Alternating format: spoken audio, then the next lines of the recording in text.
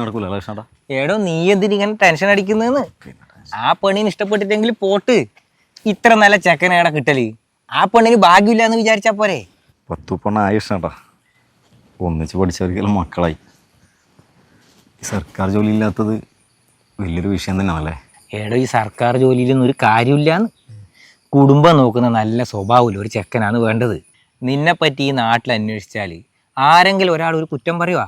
അതില്ല. കാണാനും മോശമില്ല. എന്നാലും പെണ്ണ് കിട്ടണ്ട കൃഷ്ണേട്ടാ.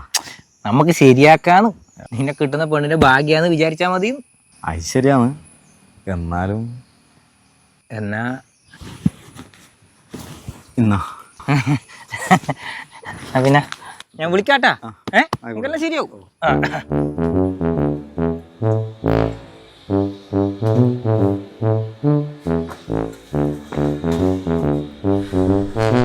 പെണ്ണ് ശരിയായിട്ടാ. ശരിയാവുമ്പോ പറയും.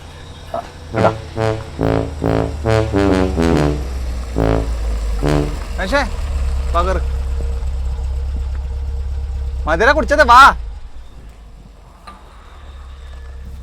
ഇത് ഒരിക്കൽ പണിക്കാരൻ പോടാ.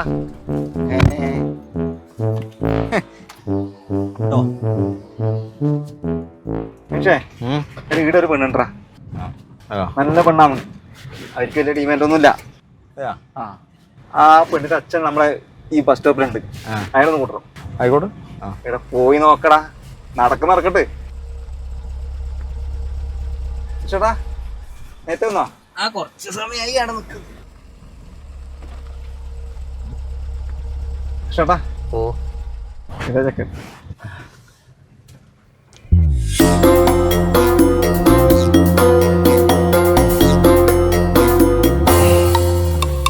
അനീഷ നീയാ? കൃഷ്ണേട്ടാ നിങ്ങ?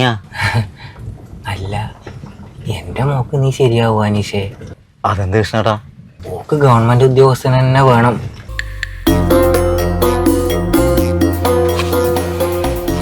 പിന്നെ നീയാണെങ്കിൽ കാണാനൊരു മെനയും ഇല്ല കൃഷ്ണേട്ടാ.